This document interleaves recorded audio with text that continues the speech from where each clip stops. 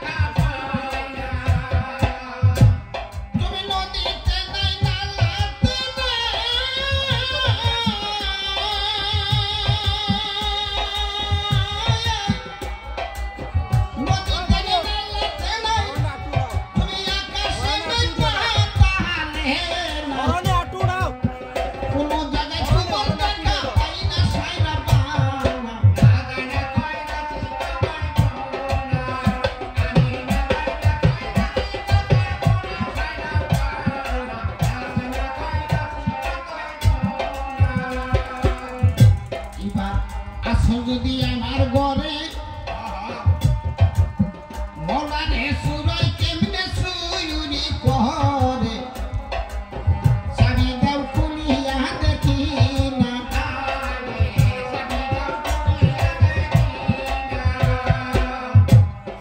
আর সারি দাও খুলিয়া দেখি না সাইরা বানা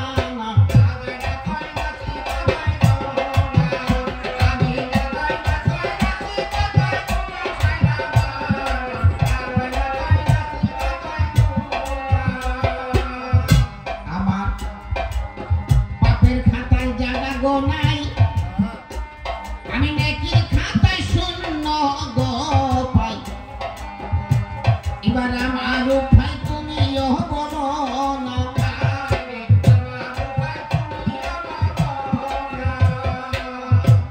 আমার পাপের খাতায় জায়গা গো নাই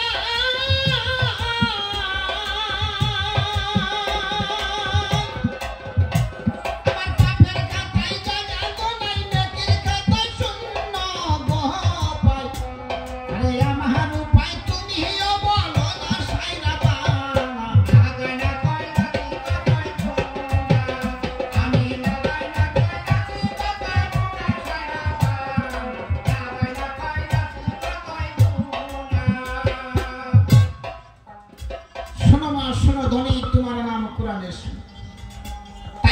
ডাকি করে কথা যোগাও বারে বারে কোথায় রইলে সরস্বতী কণ্ঠে করো বার মাগো না জানে না শুনিয়া দিয়াছি শাখা তুমি যদি থাকো আমার দিকে চাওয়া তবে হবে আসলে কবি গান গাওয়া অর্থাৎ কবির কল্পনা বলতে গেলে অল্পনা ছেলে মেয়ের গল্প আমরা করি আলোচনা আপনারা করেন বিবেচনা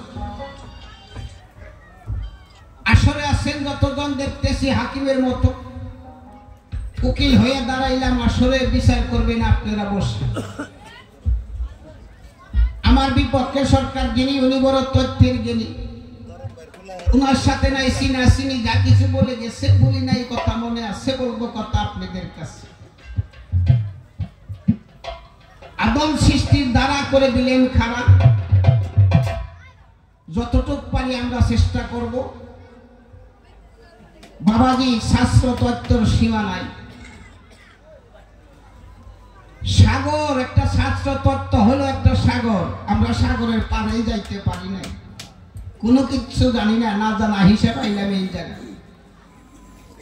হয়তো এই প্যান্ডেলে, এই বাণিজ্য মেলা সভাপতি যিনি, ওনাকে ধন্য বলে শুরু করলাম। আসলে কমিটির দাদারা জানা আছে, 100 বার নমস্কার করে তরবালি ভাইয়ের ফোনে আসলাম এই জায়গায় 1-1.5 বছর পরে। জানি না এই আশায় কি শেষ না আর আশা হবে, এটা কোনো মালিকে জানে না। উপরওয়ালা বলেছে মানুষের একটা সেকেন্ডের গ্যারান্টি নাই। 100 বছরে মানুষ বেঁচে আছে, 20 বছরে মানুষ চলে যাইতেছে। মানুষের গ্যারান্টি নাই, তাই আপনাদেরকে জানেন। আমার বিপক্ষের সরকার জিজ্ঞাসা করে গেছে, বলি নাই কথা মনে আছে, সনাতন ধর্মের 2টি কথা আমার কাছে জানতে চায়। আমাকে রামের ভূমিকায় রেখে উনি হনুমানের আমার ভক্তর পক্ষ নিয়ে জিজ্ঞাসা করে গেছে, গুরু গো আমাকে স্মরণ করলে অধিক দেয়। গিয়া দেখি কেন্দ্রমণি লেমা স্বর্ণ দিয়া সীতা বানাইয়া রেখেছ তোমার ভাই। আমি জানতে চাই, অন্যান্য দিন পূজা করার পরে মা সীতা কাছে থাকে, সেদিন দেখলাম মা সীতা নাই। তারে যখন ভক্তি দিলাম, সে আমাকে মাথায় হাতও বুলাইল না, আমাকে আদরও করলো না। কারণটা কি? তোমার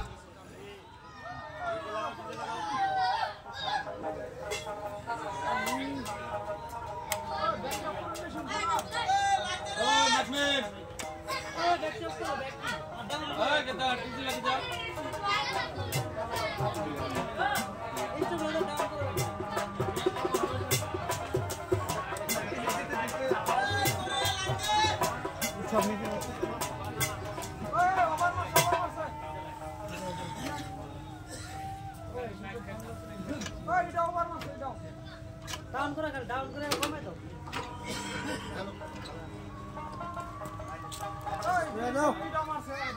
ওই স্পিকার লাইন বানায় কেটা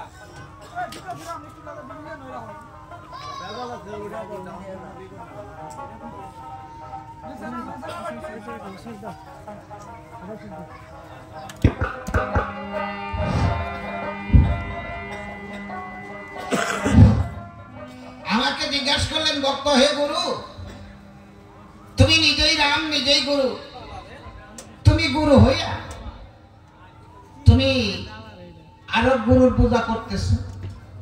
আমি জানতে চাই তোমার ঠাই, তোমারও কি গুরু আছে? ভক্ত যখন জিজ্ঞাসা করে ফেলেছে, আমি ঠেকলাম বিষন্দায়। আসলে ভগবানের উপরে তোর ভগবান নাই। এখন আমি জবাব কি দিয়ে যাই?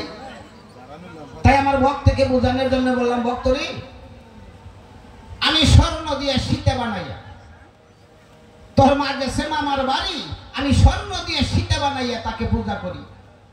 উনি আমাকে বললো, তেটা নিশ্চয় মামার বাড়ি, আমার দাদা গুসাই বাড়ি আসা আছে। যদি তোমার গুরু আছে, তাহলে তোমার গুরু আমার কি হবে? দাদা গুসাই। তাহলে দাদা গুসাই বাড়ি কোনটা আমি দেখতে চাই, আমি সেই বাসায় যাব।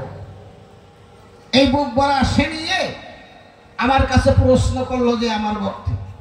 অতন্ত দেখেন, ভগবানের উপরে ভগবান নাই, আসলে রামের গুরুর বাসা নাই। অতটাকে আমি কিভাবে দেখাই?